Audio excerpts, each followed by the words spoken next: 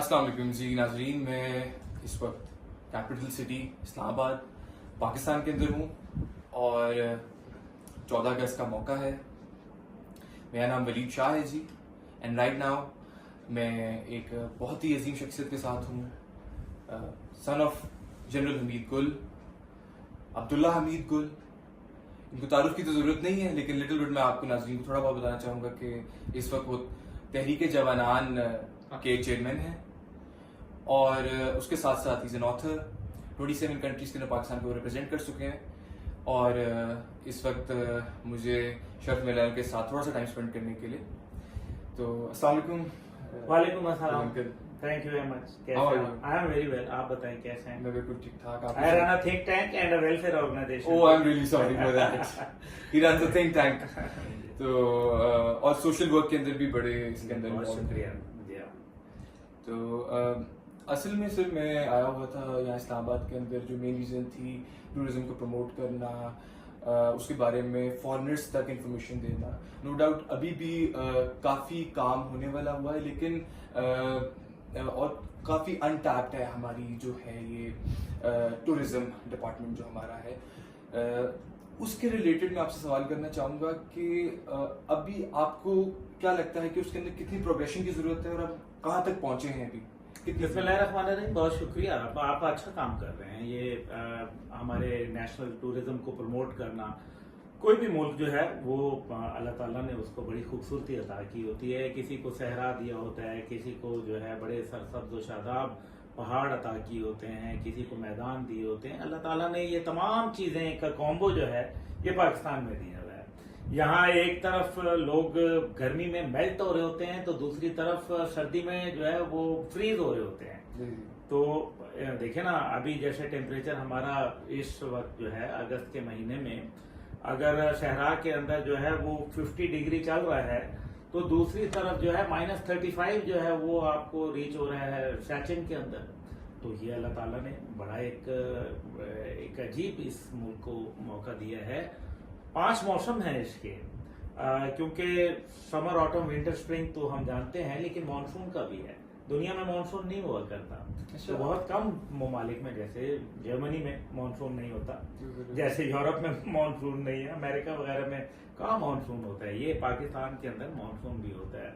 तो इसके अलावा बहुत हिस्टोरिक इसके अंदर है, क्योंकि ईस्टर्न वैल्यूज जो है वो यहाँ बहुत दिखाई देती हैं। फिर ईस्टर्न कल्चर के साथ साथ यहाँ डाइवर्सिफाइड कल्चर्स हैं, क्योंकि एक तरफ जो है वो सल्तनत फारस आके खड़ी हो जाती है तो दूसरी तरफ सल्तनत अफगानिस्तान का जो है सिलसिला शुरू हो जाता है। और फिर खुद हिंदुस्तान जो है वो एक अपनी, देखिए ना, चाणक्य का सारा यहाँ से आया और इसी तरीके से चाणक्य से फिर हट के बुद्धिस्ट का आप कल्चर देखें, जो अगर आप गंधारा डायनेस्टी को देखें तो गंधारा डायनेस्टी, और फिर उससे अगर आप ऊपर की तरफ चले जाएं तो आपको चाइनीज जो है वो कल्चर मिल जाता है। Amazing. और इस तरफ आप थोड़ा सा आए तो आपको पता चलेगा पूरा सेंट्रल एशियन का कल्चर जो है, जो जैसे चाय खाना लफ्ज जो है ये उज्बेकिस्तान का है, हमारा तो है ही नहीं। Really? ये चाय वाय वो पीते होते, नान वो खाते हैं। इसी तरीके फिर इस्लामिक जो सारा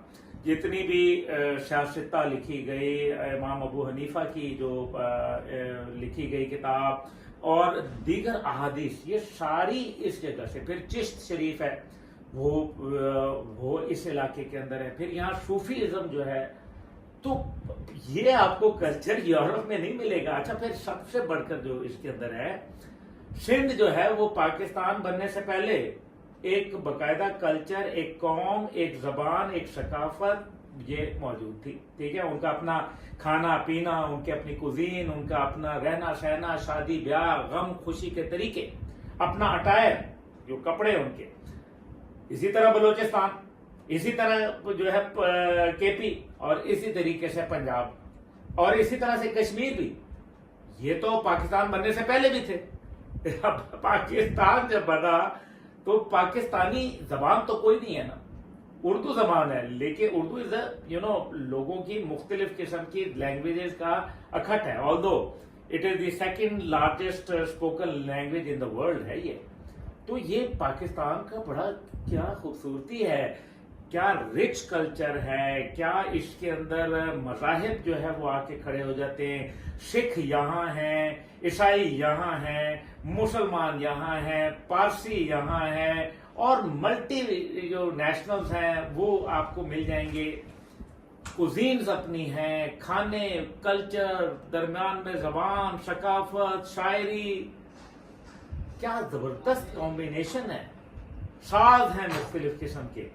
आपके क्या एक गिटार होता है पूरे, पता चलता है यूरोप में वो एक ही गिटार बज रहा होता है, तो ये हमारे यहाँ ये बहुत बड़ा फर्क है। तो आप, मैं ये समझता हूँ कि टूरिज्म को प्रमोट करना जो है वो बहुत अच्छी चीज़ है, इसमें कोई दूसरी राय नहीं है। लेकिन टूरिज्म को प्रमोट करने के लिए सबसे पहले आपको सिक्योरिटी और एक ऐसी इन्वायरमेंट देनी पड़ती है जहां पीस हो। आज आप दुनिया के उन ममालिक में चले जाएं जिनके अंदर लोग जाते हैं टूरिज्म वगैरह, थाईलैंड वगैरह जाते हैं, आपको वहां कोई जो सिक्योरिटी के हवाले से कोई शायद नादिर ही आपको कोई प्रॉब्लम जो है वो नजर आएगी। ऐसे कोई वहाँ सिलसिले नहीं होते। इसी तरह यूरोप है, इसी तरीके से दीगर ममालिक हैं, आप जाएं, सऊदी अरब है, आपको कोई प्रॉब्लम नहीं आती। मिलियंस जो है वो जाते हैं। अभी तो वो सऊदी अरब जो है वो रिलीजियस टूरिज्म को बहुत प्रमोट कर रहे हैं, अच्छी बात है, वो ये बहुत अच्छी बात है, जरूरत भी है। लेकिन आपके यहाँ मुल्क के अंदर, सॉरी मैं आपकी बात को कट कर रहा हूँ, आपके यहाँ जो सबसे बड़ा इशू आ रहा है वो है इसका, ये जो आपकी फैसिलिटीज का। अब पूरे पाकिस्तान में आप खास तौर पे ये जो आप गलियात की तरफ चले जाएं, या आप जो है वो चित्राल की तरफ चले जाएं, आप हुंडा गिलगित की तरफ चले जाएं, अगर बाय रोड आप जा रहे हैं, पहली तो बात है कि रोड्स जो हैं वो मेरे ख्याल में उनको अभी काम तो हो रहा है, लेकिन अभी मेरे ख्याल में वो बहुत पीछे हैं। इंटरनेशनल स्टैंडर्ड्स की बात कर रहा हूँ, बिकॉज टूरिज्म जब आप करते हैं तो उसके दो एस्पेक्ट्स हैं, एक है आपका लोकल टूरिज्म और एक है इंटरनेशनल टूरिज्म। इंटरनेशनल टूरिज्म को आपने अट्रैक्ट करना है तो आपको लोगों की सेफ्टी एंड सिक्योरिटी का ख्याल करना पड़ेगा। टॉयलेट नहीं है इस पूरे इलाके के अंदर, अब टॉयलेट नहीं है, मर्दों के लिए नहीं है, औरतों को तो भूल जाए। तो ये चंद चीजें जब तक कि हम इनके बुनियाद के ऊपर नहीं जाएंगे, तब तक मेरे ख्याल में टूरिज्म की जो बातें हैं वो सिर्फ फिजा में रहेंगी। आप फरमाइए। आपने बल्कि मेरे सवाल का जवाब दे ही दिया बीच में ही, जो आपने एंड पे किया, लेकिन उसमें मैं थोड़ा सा चाहूंगा कि आप उसमें थोड़ा सा ऐड करें कि आप सऊदी अरब को आपने बीच में ऐड किया था कि उसमें आप प्रमोट, वो किस तरह रिलीजियस टूरिज्म को प्रमोट करते हैं। तो हम लोग क्या नेसेसरी स्टेप्स ले सकते हैं जिसके थ्रू हम लोग प्रमोट कर सकें टूरिज्म को? देखिए, आपके पास सबसे बड़ा टूरिज्म जो है वो तो गंधारा टूरिज्म है भाई। ये तो मजहबी उनका है, पूरा जापान, पूरा थाईलैंड, पूरे श्रीलंका, पूरे जो इवन इंडिया के कितने बुद्धिस्ट टूरिस्ट जो हैं, और साउथ कोरिया और इस तरह से चाइना, ये सब जो है वो मानते हैं। हमने यहाँ, मैं तो समझता हूं कि सुबह खैबर पख्तूनख्वा का नाम गंधारा होना चाहिए था। अगर आप गंधारा करते तो पूरी दुनिया की आप जो है वो फाइनेंसेस को अट्रैक्ट कर लेते। लेकिन अनफॉर्चुनेटली ये सजेशन हमने दी थी उस टाइम पे, लेकिन उस टाइम पे बस ये हर चीज पे सियासत जो है ना गालिब आ जाती है। तो जो आपने कहा कि हम क्या कर सकते हैं, भाई सबसे बड़ी बात है, सऊदी अरब में आप मुझे बताएं कि क्या लॉलेसनेस देखने में आती है? नहीं आती ना देखने में। तो फिर अगर यहाँ आ रही है तो फिर एक आदमी, और यही टूरिज्म जो होता है ना, यही आपके फाइनेंशियल जो इंटरेस्ट है उनको भी मीट करता है। दुनिया में इस टाइम पे 10 आदमियों में से गालिबन 2 या 3 लोग जो हैं वो टूरिज्म से जुड़े हुए हैं, चाहे डायरेक्टली चाहे इनडायरेक्टली। और फिर सबसे बड़ी बात यह है कि आप जब लोगों को एक सेंस ऑफ सिक्योरिटी देते हैं, उनको एक ऐसी एनवायरनमेंट देते हैं जहां लोग लैंग्वेज में उनके साथ बोल सकते हैं। ऑल्दो कि अब तो जो नए फोन आए हैं, जो नए गैजेट्स हैं, उनके अंदर ट्रांसलेटर्स मौजूद हैं, अब तो दुनिया बहुत आसान हो गई है। जीपीएस के ऊपर आप पूरी दुनिया जो है वो घूम लें। लेकिन बहुत सारे खूबसूरत मुल्क हैं। अफ्रीका के अंदर बहुत खूबसूरत मुल्क है, कॉन्गो बड़ा खूबसूरत मुल्क है, इसी तरीके से जिबूटी बहुत खूबसूरत है, आप यू नेम द कंट्री, चार्ड बड़ा खूबसूरत है कई जगहों पे। लेकिन क्या वहां सिक्योरिटी है? और अगर सिक्योरिटी नहीं है तो you stand nowhere, you have no chance. और फिर एनवायरनमेंट क्रिएट करना, क्लैनलीनेस बहुत इंपॉर्टेंट है, सफाई का इंतजाम होना। जहां 5 स्टार होटल्स की बात करते हैं वो तो बहुत अच्छे हैं, लेकिन जरा सा आप नीचे आ जाएं तो बिल्कुल ही जिसको कहते हैं ना कि बुरे हाल। मैं एक टर्किश एम्बेसडर को लेके गया लॉन्ग अगो, कश्मीर लेके गया, और आजाद कश्मीर में जब हम वहां गए तो रात को चूहे दौड़ रहे थे होटल के अंदर। तो ये मैं बात कर रहा हूँ काफी साल पहले की, 10 साल हो गए इसको भी, और ये है लीपा के अंदर, तो लीपा वैली के अंदर हो गए। तो मतलब नेचुरली वो लोगों के लिए तो ये एक चीज बिल्कुल अनहोनी है ना। ये तो हमें भी अपने स्टैंडर्ड्स को बेहतर करना है, प्रोफेशनलिज्म को बेहतर करना है। मेरे ख्याल में बहुत जरूरत है कि होटल इंडस्ट्री के अंदर गवर्नमेंट को कुछ ऐसे मेजर्स लेने चाहिए जिसमें उनकी ट्रेनिंग एंड एवेल्युएशन की जाए, कि विदाउट अनट्रेन्ड स्टाफ, अनट्रेन्ड जो तरीकाकार और वो जो हाइजीनिक वैल्यूज हैं उनको सामने रखते हुए, तो ये वो चीजें हैं जो आपके टूरिज्म को अट्रैक्ट करेंगी। आई एम कॉन्फिडेंट, क्योंकि मैं गैर मुल्की सफरा से मिलता हूँ, बहुत सारे लोगों से मिलता हूँ, वो पाकिस्तान को प्यार करते हैं, वो पाकिस्तान पे बिलाशुबा फरिश्ता हो जाते हैं, आशिक हो जाते हैं, और वो यहाँ का खूबसूरती देख के जो है वो हैरान जो है शुष्तर रह जाते हैं। लेकिन वो एक लॉन्ग देखे ना, एक एम्बेसडर की शक्ल में जाना और एक कॉमनर की शक्ल में जाना। एम्बेसडर को तो 100 फैसिलिटीज, प्रोटोकॉल एक्सेट्रा, सिक्योरिटी वगैरह प्रोवाइड हो जाती है, लेकिन आम आदमी के लिए क्या होता है? इस टाइम पे लास्ट जो हमारा जीबी के अंदर, गिलगित बल्तिस्तान के अंदर, मुझे याद है 1-2 साल पहले की बात है कि इतना ज्यादा फ्लक्स हुआ टूरिज्म का कि वहां स्कूलों के अंदर लोगों को रात ठहरने का जो है वो जगह चीफ मिनिस्टर ने जो है वो देना शुरू की, क्योंकि जगह नहीं थी। यानी कि पोटेंशियल है, लेकिन उस पोटेंशियल के लिए हमने जो कैपेसिटी बिल्डिंग करनी है वो नहीं। और अब जो अक्रॉस द बॉर्डर टूरिज्म, जो कुछ हमारे जो पड़ोसी मुल्क हैं, कुछ पॉलिटिकल टेंशन्स की वजह से वो थोड़ा सा रिस्ट्रिक्ट हो गई थी। हम लोग भी वहाँ से वहाँ जा रहे थे, वो लोग भी वहाँ से यहाँ आ रहे थे। करतारपुर की वजह से भी काफ़ी हुई थी, यहाँ पे वो आए, हम लोग भी वहाँ पे जा रहे थे। तो इसके अंदर आप ईज देखते हैं आने वाले फ्यूचर के अंदर, कुछ वहाँ से भी हो, कुछ बॉर्डर्स खुले आपस में, इर्द गिर्द आना जाना हो, कुछ पॉसिबिलिटीज लग रही हैं? नहीं, मैं नहीं समझ रहा कि अंडर द प्रेजेंट सर्कमस्टांसेस जिस तरीके से नरेंद्र मोदी की वहाँ हुकूमत है, तो मैं नहीं समझ रहा कि फिलहाल कोई ऐसी अपॉर्चुनिटीज नजर आ रही हैं, क्योंकि जाहिर है दोनों तरफ जो है वो फिर इक्वल एंड ऑपोजिट रिएक्शन होता है। और सबसे बड़ी बात यह है कि जो कश्मीर, जो कि एक लिंचपिन है, वो एक अभी मौजूद है, बोन ऑफ कंटेंशन जो है। और इसी तरीके से जो करतारपुर है, नहीं, that is not tourism. I am sorry, I tend to disagree. उसकी वजह यह है कि करतारपुर बॉर्डर जो है वो एक कॉरिडोर है और वो दोनों साइड से कवर है। वो लोग वहां से आते हैं और उसमें पाकिस्तान को कोई फायदा हासिल नहीं है। वो दरबार का चक्कर लगाते हैं और वापस चले जाते हैं। भाई, टूरिज्म का फायदा तो ये था, मैंने इस पे गुजारिश की थी कि आप वहागा बॉर्डर से एक डायरेक्टली जो है वो सड़क ले आए, और वो सड़क ऑलरेडी वहां, अब ये जो नया रूट बना है, ये ऑलरेडी मोटरवे वहां पहुंची भी है। एंड इट हार्डली टेक्स मेरे ख्याल में 40 मिनट्स वहां से आपकी बसेस होती, वहां से आपकी ट्रांसपोर्टेशन होती, आप बेशक ट्रेन लेते, आप कोई ट्रैम चला लेते, कोई भी चीज आप कर सकते थे।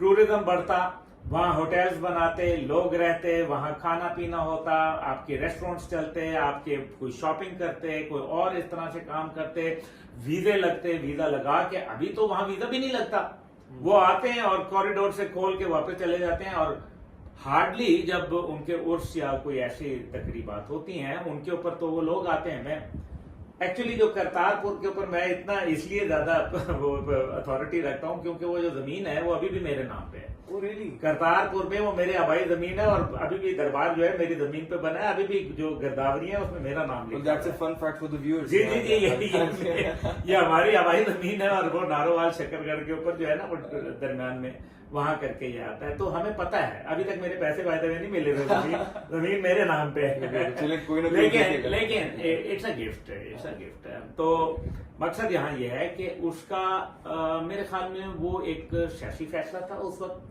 हमारी लीडरशिप जो है वो एक अपनी सीवी में ऐड करना चाह रही थी। लॉन्गर टर्म के अंदर सोचना चाहिए था, अभी भी सोचा जा सकता है मेरे ख्याल में। उससे जो है, क्योंकि वहां जो लोग आते हैं कुछ वैसे प्राइवेटली भी आते हैं, जो मतलब करतारपुर से नहीं आते बल्कि बाय एयर आते हैं पाकिस्तान, और जैसे वीजा लेके वो आते हैं अपनी मजहबी रसूमात। जितना सिर्फ करतारपुर तो नहीं है ना, पंजा साहब भी है, ननकाना शरीफ भी है, बाकी जगहें भी हैं जहां ये लोग जाते हैं अपनी रसूमात के लिए। तो उनमें से हमारी मुलाकात होती है, बड़े खुश होते हैं। पंजाब आके बड़े खुश हो जाते हैं, लाहौर आके बड़े खुश हो जाते हैं, बहुत खुश हो जाते हैं। हाँ, मतलब ओवरवेलमिंग उनका रिस्पॉन्स होता है। तो एक उनकी यादाश्तें हैं, तो हमें उनका ख्याल करना चाहिए। और बड़े यहाँ से जो भी इंडियन आए हमारे पास और इंडियन नेशन वाले, तो ठीक है, आपस में बॉर्डर्स की टेंशन होती हैं, मामलात होते रहते हैं, लेकिन टूरिज्म को आप उस अंदाज में प्रमोट नहीं कर सकते जब तक कि आपके डिप्लोमेटिक टेंशन मौजूद हो। अंकल, क्या अभी तक हम लोग इतना रेवेन्यू जनरेट नहीं कर पाए टूरिज्म से, लोकल टूरिज्म से, कि उसी रेवेन्यू से हम लोग इम्प्रूवमेंट लेके आ सके? क्योंकि लोकल टूरिज्म भी बहुत है। अभी जैसे कि गर्मियां थी, मैं भी अप नॉर्थ में था, तो मैं देखा था सिंध से, पंजाब से लोग ऊपर आए हुए थे, उनजा रीजन में भी, स्कर्दू रीजन में भी। तो लोकल टूरिज्म भी बहुत ज्यादा होता है, तो क्या हम उससे रेवेन्यू नहीं जनरेट कर पा रहे इतना? ये क्या लोकल टूरिज्म से रेवेन्यू तो बहुत जनरेट हो रहा है, ये तो नहीं है, लेकिन मैंने आपको कहा कि कोई स्टैंडर्ड ऑपरेटिंग प्रोसीजर्स नहीं बने हुए, कोई सेट पैटर्न्स नहीं है। यानी कि ये आप जब गए हैं तो आपने ये भी सुना होगा कि हर साल मरी के अंदर लड़ाइयाँ होती हैं, डंडे चल रहे होते हैं, वहाँ जो है वो फाउल लैंग्वेज यूज हो रही होती है, बदतमीजाना रवैया होता है, लोगों को रिप ऑफ करते हैं। कोई एक दुकान पे अगर मुर्गी जो है उसकी कढ़ाई 1000 रुपए किलो बिक रही है, तो साथ ही वाली दुकान पे 1500 रुपए है। तो कोई प्राइस चेक नहीं है। आपको ये प्राइस चेक करने के लिए देखें, सबसे पहले आपको सिस्टम डेवलप करना पड़ता है, सबसे पहले आपको कानून साजी करनी पड़ती है, और फिर कानून पर अमल दरामद करना पड़ता है। लोकल टूरिज्म जो हो रहा है वहां वो बिल नहीं लेते, कच्चा बिल दे देते हैं। आप गए हैं, आपको बताया होगा, उसने कहा जी कच्चा बिल या पक्का बिल। आप खाना खाने जाए, वो पूछेगा कच्चा बिल या पक्का बिल। पक्का बिल के ऊपर उसको टैक्स देना पड़ता है। यानी कि लोकल टूरिज्म में जो लोकल्स हैं या जो जिनके वहां इंटरेस्ट हैं वो तो अर्न करते हैं, लेकिन उससे गवर्नमेंट को कुछ नहीं अर्न होता, जिसके नतीजे में वहां जो इंफ्रास्ट्रक्चर डेवलपमेंट है वो कमजोर हो जाती है। और फिर corruption is one another aspect जो कि फिर हम गवर्नमेंटल सतह पे देखते हैं। दैट इज वाई आप जो है आपका करप्शन के अंदर एक बहुत दुनिया के अंदर एक बड़ा जो है वो नंबर आता है, विच इज सैड अनडाउटेडली। तो ये सारी चीजें हैं। देखिए ना, मैं यहाँ बहुत पॉजिटिव और बहुत रोजी पिक्चर मैं पेंट कर सकता हूँ, आई नो कि मैं कर सकता हूँ, लेकिन आप एक रियलिटी बेस्ड काम कर रहे हैं तो मैं रियलिटी ही बोलूं तो बेहतर है। तो इस तरीके से जब आपका वो टैक्सेशन जो है वो लोगों तक पहुंचती नहीं है आम आदमी को, और फिर वहां वो होटल वाला या जो भी रेस्टोरेंट वाला है वो कहता है कि मेरा तो काम चल रहा है, मुझे क्या जरूरत है कि करूं। वो डेली बेसिस के ऊपर जो है, डेली वेजेस के ऊपर जो है वो कॉन्ट्रैक्ट पे हायर करता है लोगों को, जिससे कंटिन्यूटी नहीं रहती, सर्विस की क्वालिटी नहीं रहती। फिर दूसरी बात यह है कि जो क्वालिटी जो रूम्स की है वो नहीं रहती। गवर्नमेंट को कुछ एसओपीज बनाने चाहिए कि आपका इतने स्टार होटल है तो स्टार के रेटिंग के मुताबिक होना चाहिए ना। फिर ये ना हो कि मैं बाहर 4 स्टार लगा दूं और अंदर जो है वो चारपाइयां पड़ी हैं। और ऐसा है या तो मैं कहूं कि नहीं है, बिल्कुल है। आपके एसी नहीं चलेंगे, आपके जो है वहां हीटर्स नहीं चलेंगे, आपका पानी नहीं आएगा, और वहां आप जब कंप्लेन करेंगे तो वो आपके साथ जो है वो इंतहाई डेरोगेटरी सलूक करेंगे। तो ये चंद चीजें हैं, इस वजह से ये काम गवर्नमेंट के करने के हैं और आवाम को भी चाहिए पहले से। हाँ, मैं ये जरूर कहूंगा कि पहले से स्टैंडर्ड्स बेहतर हुए हैं, because people are also looking